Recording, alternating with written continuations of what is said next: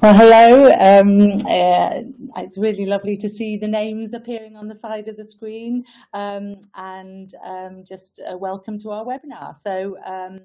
I just want to introduce myself. For those who don't know, I'm Joan Roberts and I'm manager of the School Health Research Network. And scattered about this room, there are three presenters. So this is slightly different to the format we've had so far. And I will introduce people as they speak. I have Kelly to my left, so you can already see her in the screen.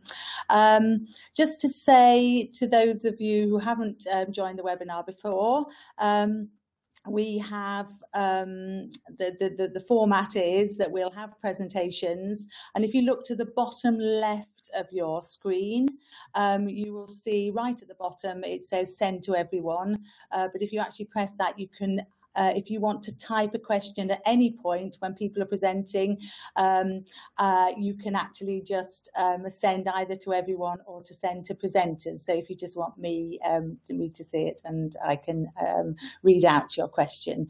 We will, towards the end, when we've had all three presentations, we will actually be opening the microphone up at the top, which is, if you look, it's sort of lit up in sort of red at the moment, and that's muted at the moment, so you can chat away on your side.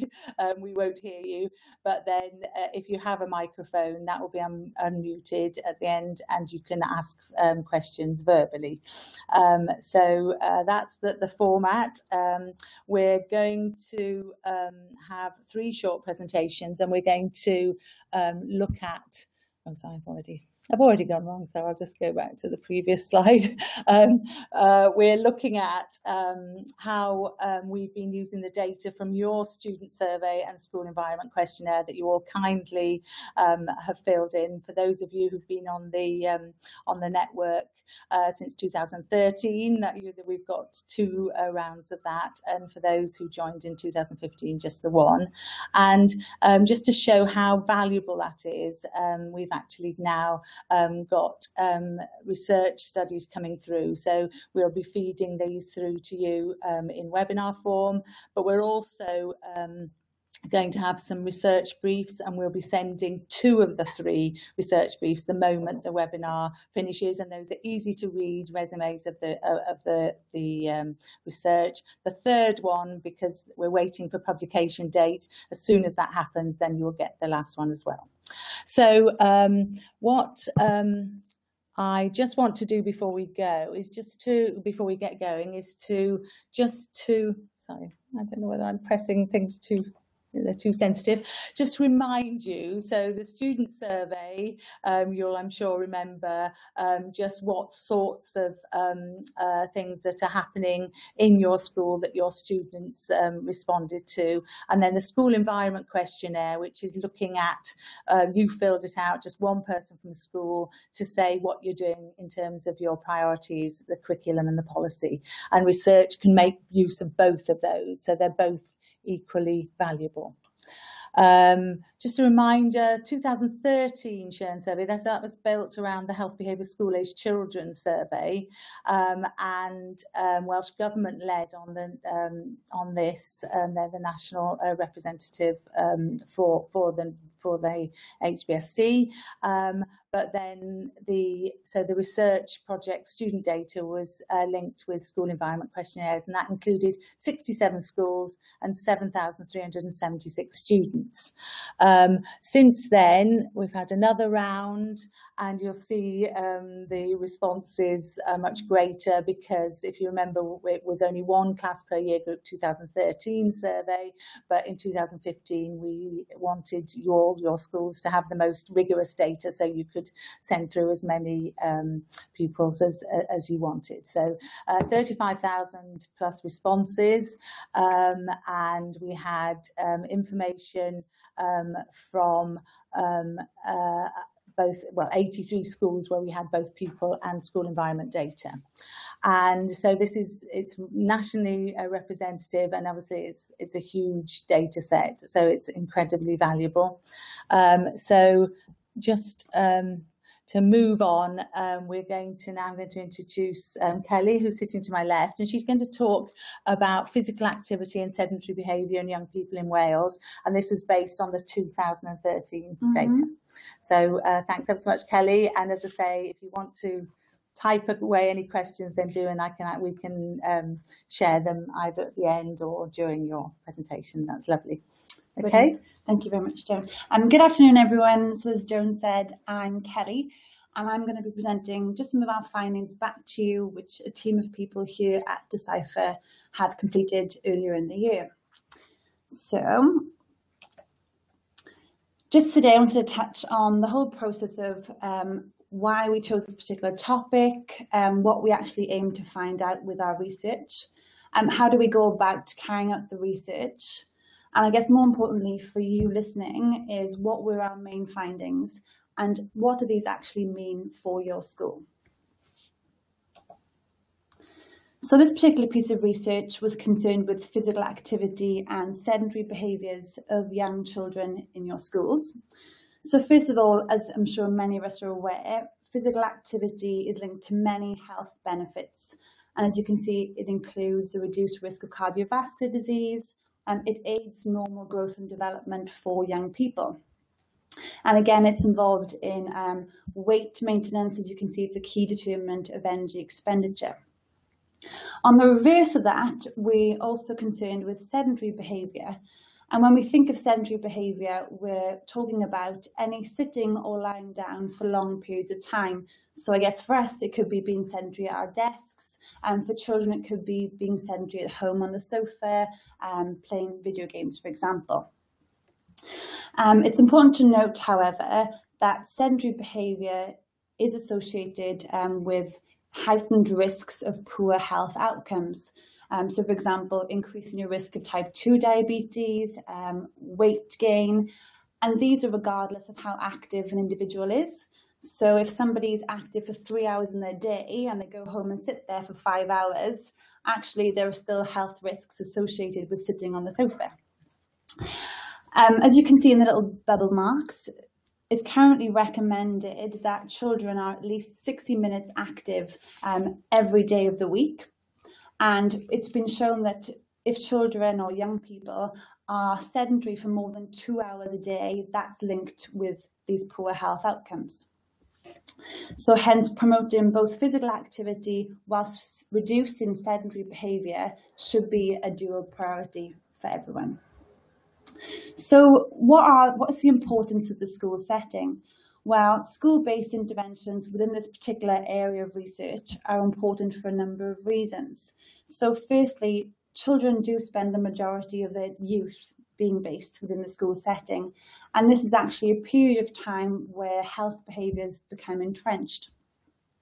Secondly, schools have a fantastic opportunity to provide health education, for example. Not only are we delivering health messages, we also have physical education.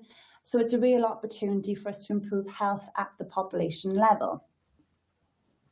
So what did we find out, or what do we want to find out with our research? So first of all, we wanted to look at what is the current situation in Wales. How active are children? How sedentary are children? And when I'm talking about children, we are looking at children from age 13 right up to the sixth form in schools. And secondly, we wanted to find out what factors are associated with young people's activity levels. So perhaps what is it about the school environment that can affect how active or how sedentary children are? So in order to do this, as Joe mentioned earlier, we took 2 data sets. So first of all, we have all the responses from children in the 2013 survey, and we joined these up with the school environment questionnaires which you've completed.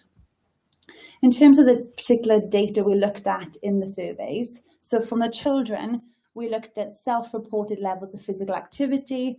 So we were looking how many of the young people took part in physical activity 60 minutes a day for 5 days a week.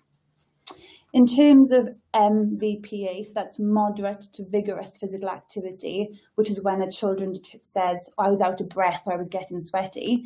And we looked at how many of the children reported 4+ hours a week.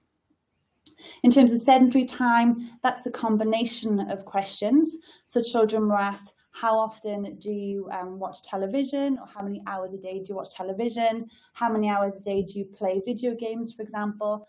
And how many hours a day do you spend on the phone or kind of iPad devices? And we were also asking children, do you actively walk or travel or cycle to school? In terms of the school environment questionnaire, we specifically looked at the length of the school's lunch break. We looked at the length of the PE lessons available. We had a look to see whether a food and fitness policy was reported back in the school environment questionnaire. And we also looked at the provision of sports facilities. So this is where we just added up all the different facilities that a school provides children. And this particular piece of research was performed with 67 schools, and as you can see, just under 7,380 children. So what did we find?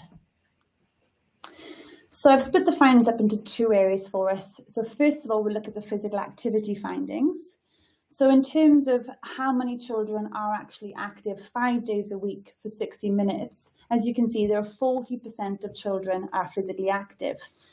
And you may be thinking, oh, but the recommendations are 7 days a week. Mm-hmm. However, not many of the children in our study actually achieved more than 5 days. So this is only based on 5 days a week. And again, as you can see, only 28% of the children were moderate to vigorously physically active for 4 or more hours per week. So this is an increase on earlier data, which is shown, but as you can see, it's far below the recommended numbers, which we would hope to see. So next we had a look at, who are more the physically active young people? As you can see, so boys had higher levels of overall physical activity. Children who were younger also had higher levels. And those children who had a higher family affluence score were also higher physically active. In terms of moderate to vigorous physical activity, again, boys had higher levels. Children who were older or children who were more affluent had higher levels, and those reporting a white ethnicity were also shown to have increased levels. An important note as well, when we looked at active travel, so 30% of the overall sample said that they actively travelled to school. And when we looked at this in terms of, do they actually travel to school, yes or no, and how active are they overall? For girls, actively travelling to school meant that they were active for higher levels throughout the day, whereas for boys it didn't make a difference to overall levels. Interesting. Yes. Mm-hmm. And then if we look at what school level factors were associated with our activity levels, in terms of total physical activity, we didn't find any association, so no school factors were shown to be associated with physical activity. However, in terms of the moderate to vigorous physical activity levels, children who were to school with a lower free school meal eligibility did have higher levels. So that's the findings for our physical activity. And then, so moving on now to our sedentary findings. Okay, so first of all, looking at the proportions of children reporting more than 2 hours a day in a screen-based activity. So remembering this is TV watching, also combined with video games, for example, and also combined with phone use. 85% of the sample actually spend more than 2 hours a day. And this is actually sedentary time in their free time. So we're not sure if children are involved in their school time here, but actually when they go home, it's possible that 85% of them are sedentary for more than 2 hours a day. And even worse, as you can see as the point below, is that the average duration is 7.5 hours a day in total for those 3 behaviours. So again, this is evidently an issue we have amongst young people in our schools. When we look at who are the individuals who are more sedentary, we are seeing that boys, so regardless of the fact that boys showed higher overall activity levels, higher levels of intense activity, actually boys were actually more sedentary, so they had longer times. and also older students. Mm-hmm. Here, as you can see on the slide, there are actually a number of factors at the school level that were associated with sedentary time. So if schools reported a higher level of free school meal entitlement, it was more likely that the children would be sedentary or higher levels of sedentary behaviour. We also saw higher levels of sedentary behaviour amongst schools where there was a shorter lunch break.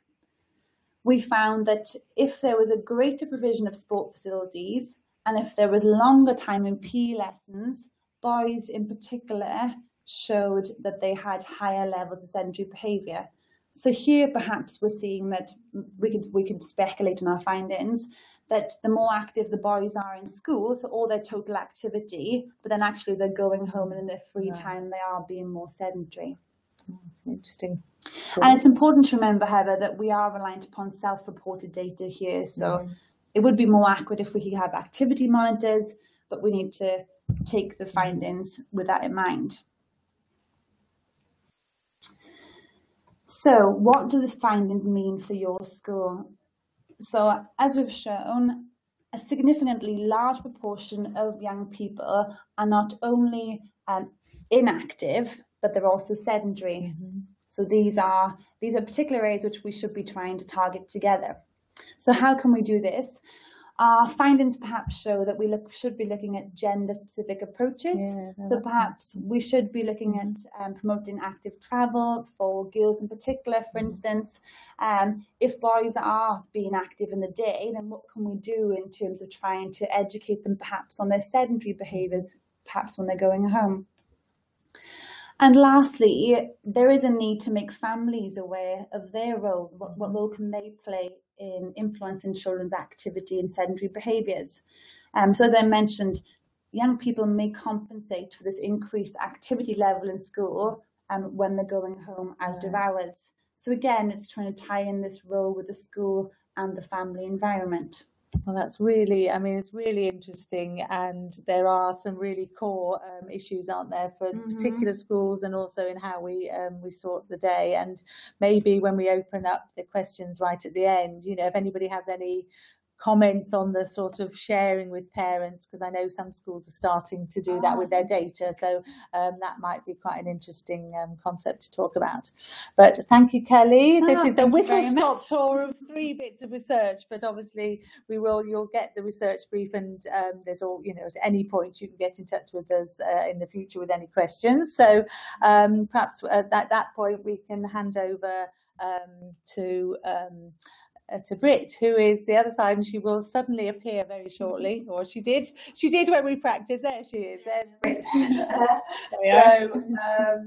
We're going to hand over for Brit to present, and you'll catch up with me again shortly.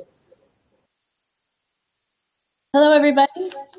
My name is Brit Hollingberg. I'm a research associate here at Decipher. I've been a research associate here for 2 years since I finished my PhD. Sorry, we're just having a technical issue with the sound. We're just going to sort this out. Yeah, that should be fine. Just a little bit of an echo, so it's a little distracting. There we go. Great. Thank you, Mike. So, like I said, I'm a research associate here at Decipher. I finished my PhD 2 years ago, and I have research interests in young people's health behaviors, specifically substance use and delinquency.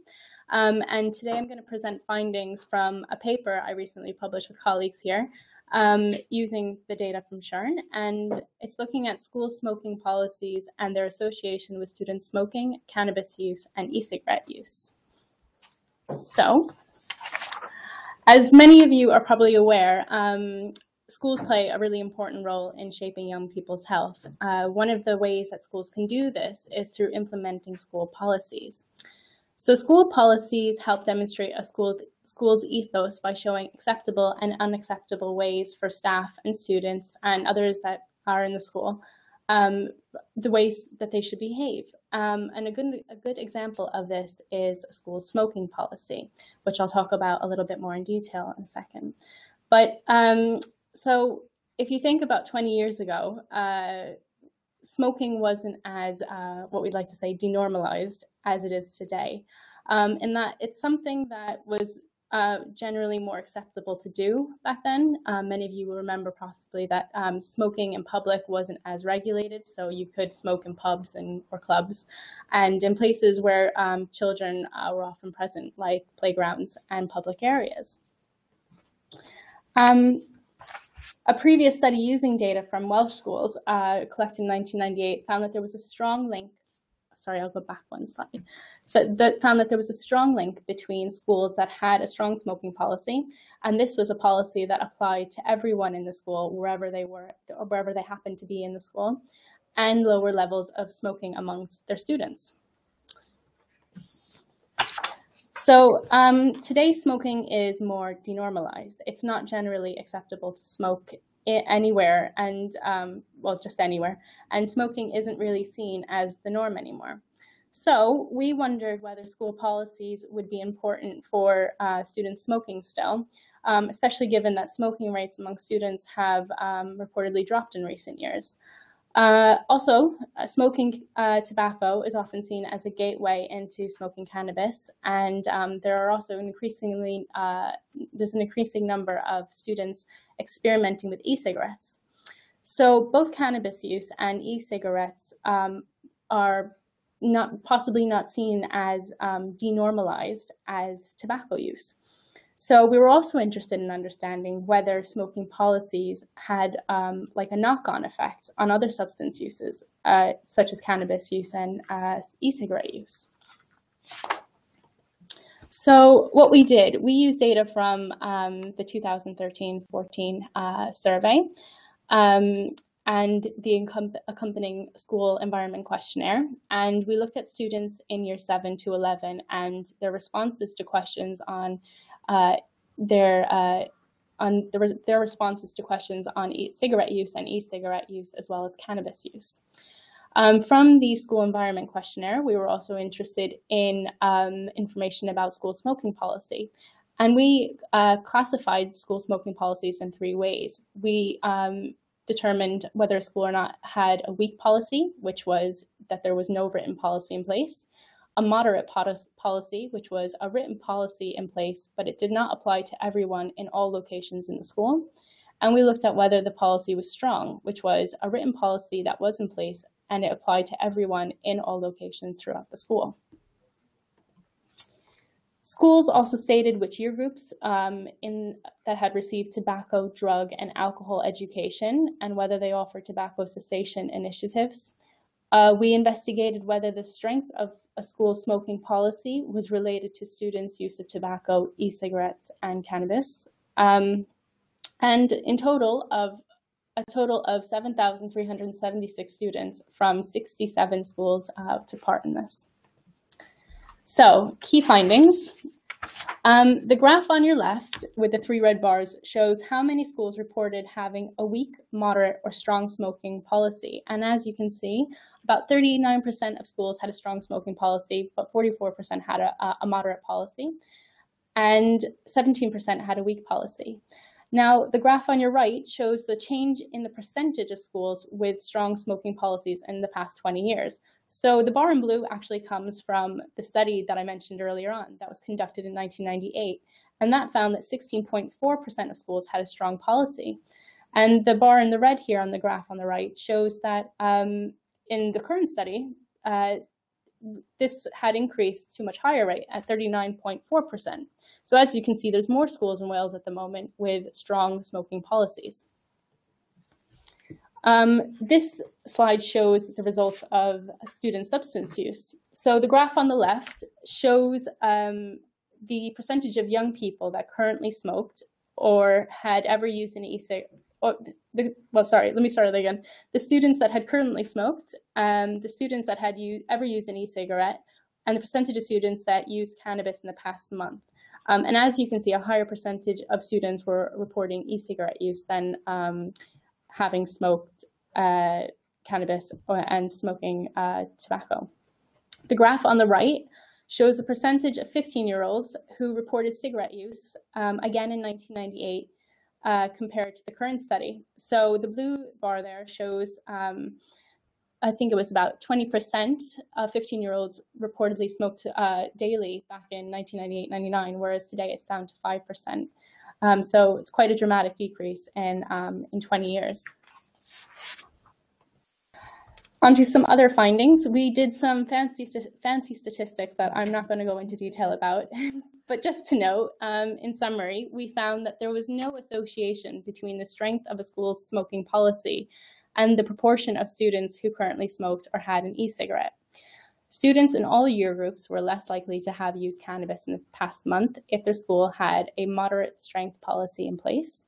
And cannabis use was also less prevalent in year 11 students, where schools had a moderate or strong smoking policy.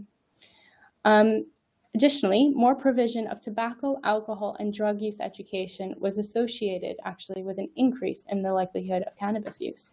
And this is something that I'm going to talk about in a bit detail, because that sounds a bit conflicting.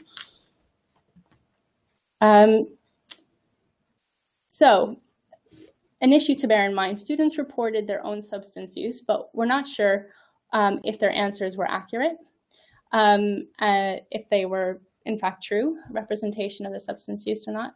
Schools' enforcement of smoking policies was not measured. So it's been shown in some other studies that how a school responds to a student breaking the school policy, so if they were caught smoking on school premises, how the schools react to that, that's also very important for understanding then how in the relationship with young people's substance use.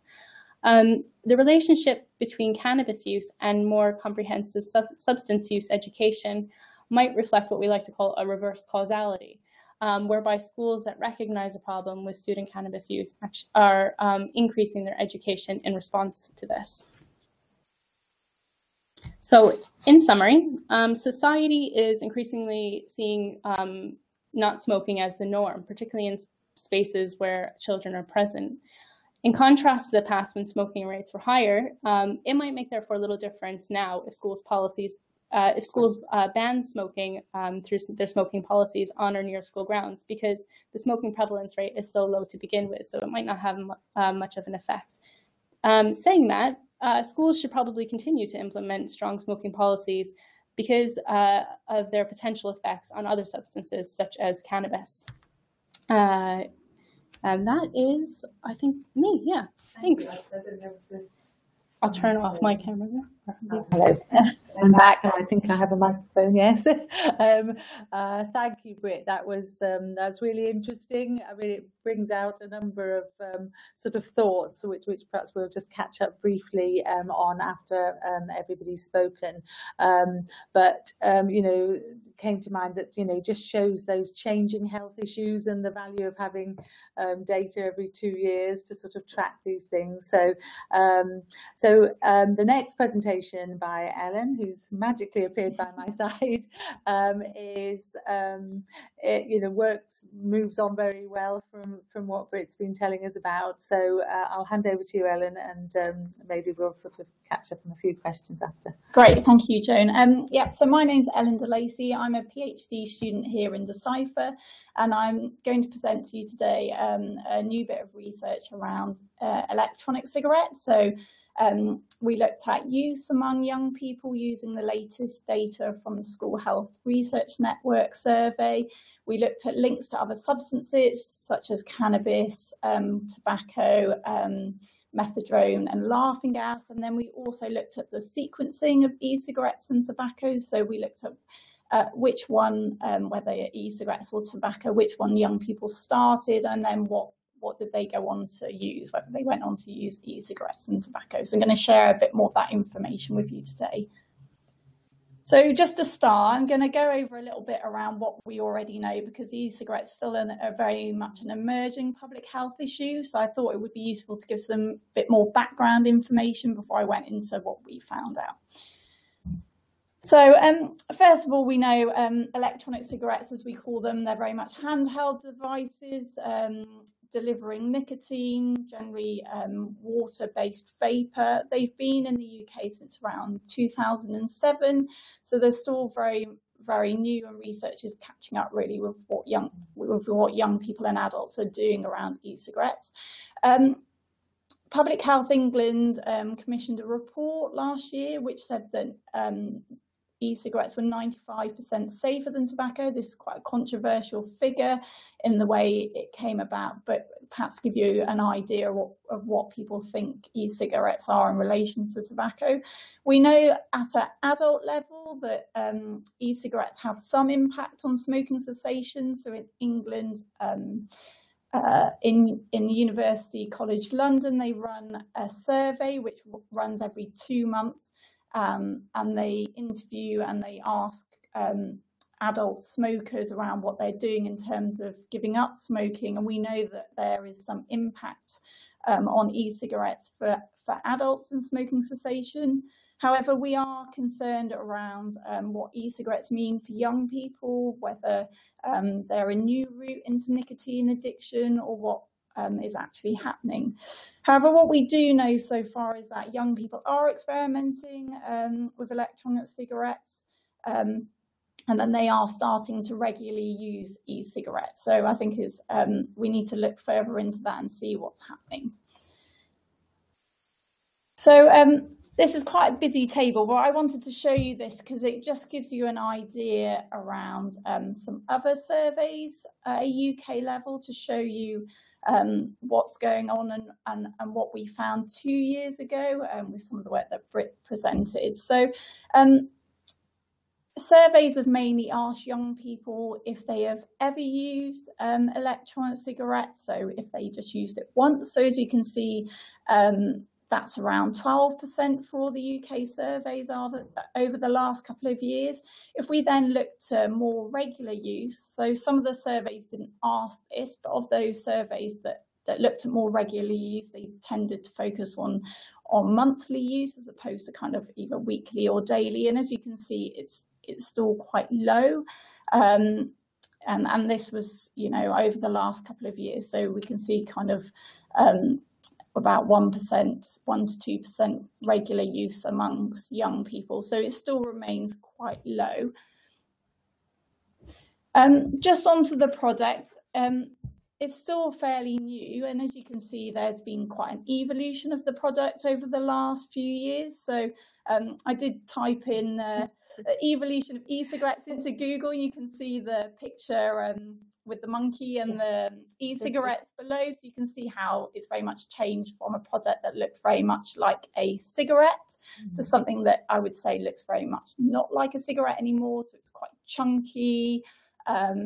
You can see the different types of designs you can get. There's lots of different flavorings. We now have the tobacco industry who are part of the electronic cigarette market, and there's been certain types of advertising which you could certainly say have been more promoted towards glamorizing electronic cigarettes and perhaps promoted towards young people. Recently, we've had some regulation around electronic cigarettes. So there's now a ban on sales to under 18. And recently, so just this May, we've had the EU Tobacco Products Directive come into force. So there's now bans on cross-border advertising for TV, radio and print media around e-cigarettes. And by May 2017, all products containing nicotine or e-cigarette products should have prominent health warnings covering 30% of the products, and there'll be regulation of high-strength nicotine products. So they won't be available to buy from shops. You'll have to go to your GP to be able to access them. So part of our study, we also looked at what young people tried first. So did they try e-cigarettes or tobacco, and then what did that lead them to use? So in terms of past research, so there's not been that much around this, but past research has showed that never smokers who use e-cigarettes are more likely to intend to smoke cigarettes in the future. So that's been kind of from small studies. And then so we've had a small number of kind of longer term studies that have followed up young people over, say, a year or 2 years. And then just kind of show you that one study from the US followed about 16 young people. And after 1 year, so of those young people who had tried e-cigarettes, 5 of those young people had gone on to try a cigarette. So we still don't really know what young people are doing if they're moving from e-cigarettes to tobacco or tobacco to e-cigarettes. However, this study, which was very small, did appear alongside a media editorial that said that it was basically a definitive evidence of gateway effect. So it's really unknown at the moment, but some of the studies that have come out have kind of, talked about a gateway effect without there being any sufficient evidence. So it's something we wanted to explore a bit more. So just on to quickly what we did. So we wanted to look at use and frequency of use of e-cigarettes among young people, included smokers, ex-smokers, and those young people who had never smoked. We wanted to look at associations of e-cigarette use alongside things such as tobacco, cannabis, alcohol, methadone, and laughing gas, and then to look at this sequencing of use, so to examine pathways into regular use amongst young people by looking at what was tried first, so either tobacco or e-cigarettes. So on to what we found. So we found that there was an increase in experimentation. So young people were more likely to experiment with e-cigarettes than with tobacco. So you can see it's almost a doubling of use of e-cigarettes compared to tobacco. So we compared this data with the data that we got back from 2013, and we found that regular use had almost doubled and was really linked to use of other substances, especially tobacco. So we found that those young people who were regularly using electronic cigarettes were more likely to be smokers as well. They were also, e-cigarette users were more likely to be male. And in terms of what we found in terms of pathways to use, we found that those young people who report ever having used tobacco and e-cigarettes, they were more likely to report having tried tobacco first. So it seems to be really that most people were using tobacco and then going on to use e-cigarettes as opposed to the other ways. So this thing around a gateway was more likely that tobacco use was leading to e-cigarette use as opposed to the other way around. And tobacco use rates have not risen in line with growing e-cigarette use. So we still see tobacco use rates declining, even though e-cigarette use is going up. So just a couple of graphs just to finish off with. So I just wanted to show you quickly, just to look at use of e-cigarettes and tobacco. So what we've done is we've done this by year group. So we've got year 7 to year 11 here. And you can see we've got weekly e-cigarette use, weekly smoking, every use of e-cigarettes, and ever smoking. So the top line is ever use of e-cigarettes, which as the data shows is much higher. Then we have ever use of cigarettes, and then in terms of weekly e-cigarette use and weekly smoking, so they pretty much are the same until about year 10, where you can see weekly smoking then is slightly higher than weekly e-cigarette use. Then the last graph, which I think is really important, is something that we need to keep an eye on, is around use by never smokers and non-smokers, and this is looking at weekly e-cigarette use. So as you can see, use among non-smokers increases with age, and in use among never smokers increasing as well. And this is just a group of young people we need to keep an eye on, because they're the young people that either don't smoke or have never smoked. So I think that'll be interesting to see over time whether that use rises. So I don't know, one of the things we wanted to cover is what does it mean for my school? Obviously this is still an emerging area. So I'm just going to really talk to you the conclusions of the paper, because we still need further research and we need to talk to young people around what this means. So what we found was experimentation with e-cigarettes is almost twice as common as experimentation with tobacco. So young people are experimenting more with e-cigarettes than with tobacco. Regular use of e-cigarettes has almost doubled since 2013, so it's certainly becoming more popular amongst young people, although it is linked to those young people already smoking. What we said is that, you know, if it's left unchecked, so especially use amongst kind of never smokers and non-smokers, it could be a public health problem in itself, although we found no evidence of a new pathway into smoking. And that really we need more research, particularly longer term research and qualitative, so where we go and speak to young people about what they're using, why they're using, whether they're using kind of e-cigarettes with nicotine or without nicotine, to understand that use in more depth. Fantastic. Well, thank you. Thank you. So there's been some really interesting findings amongst the three presenters, and I'm aware that we don't have a lot of time, but it would be nice to unmute the microphone if anybody does want to ask a question.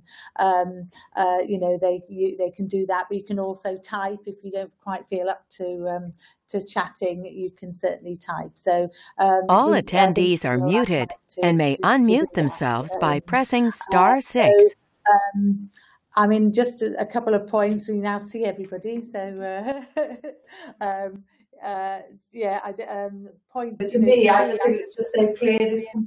This change has been shown very clearly from our presentations, and also maybe schools having to look differently. You know, some schools, you know, the value of the data is actually being able to look at what the situation is in your school.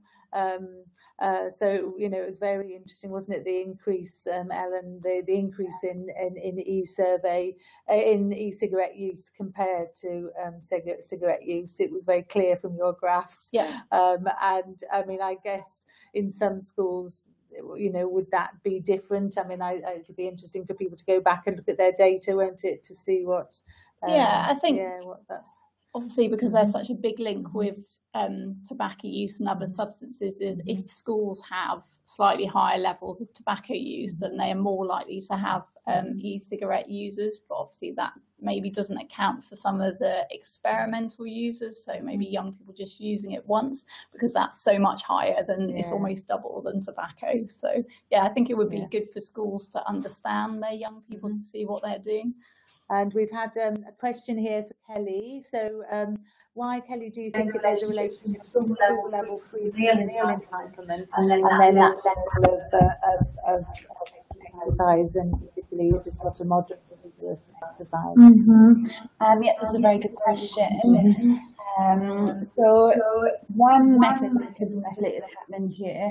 So we found that the schools with the lower level of free school meal entitlement had the higher levels of activity.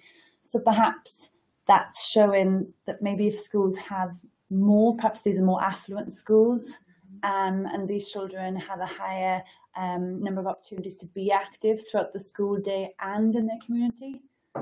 So perhaps it's not only that they've got more opportunity to be active in the school, but also they can afford perhaps more money to be active in the community areas. Thank you. That's very interesting. And just maybe to Britt, you know, just the sort of work you looked at, and that sort of link of smoking policy. So I think your conclusion would be that it's still important for schools to have a strong strong smoking policy, and certainly in healthy schools, if you're going towards the national policy award, you're asked to do that, and it would include e-cigarette use as well. and you know, I said, you know, the sort of 40% that was of strong, wasn't it? So you know, maybe that's the sort of move to the future that the Healthy Schools could look at. I'm aware that the time is running out, and we all share in the same office. So if you've got any questions that you'd like, you know, to ask of any of the presenters, then email me and I can do that. What I'd just like to just sort of complete the webinar with is just, oh sorry. Just proficient as everybody else at this. Sorry, yeah, those are the acknowledgements from Ellen. So and that's her email. But as I say, we can give that to you. Just to remind you that there are research briefs coming. I mean, it was clear from what Ellen was saying, it's all still very new and emerging. And as soon as her paper is published, we will send that on to you. Just to remind you, there is one research brief that we've already sent through in newsletters, which was on school commitment to health and implementation of health improvement activities. So look for that on the website. And I'm running out of time, so the one bit of network news I would just like to share with you, we will be having more webinars, but you may recall, and we will just email it to those of you who've joined us.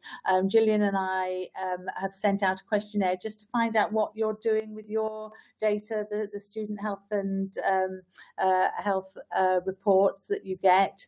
I think that will just inform and help us a lot. So we have emailed, we will email you again, and it would be really valuable to us if you could send that. But probably the next time we hopefully will meet is in the spring term for webinars, and then the summer events that will be happening in June. So thank you so much for joining us. We're pretty good for time, just a minute or two over, but thank you, and we very much appreciate you joining us. Thank you.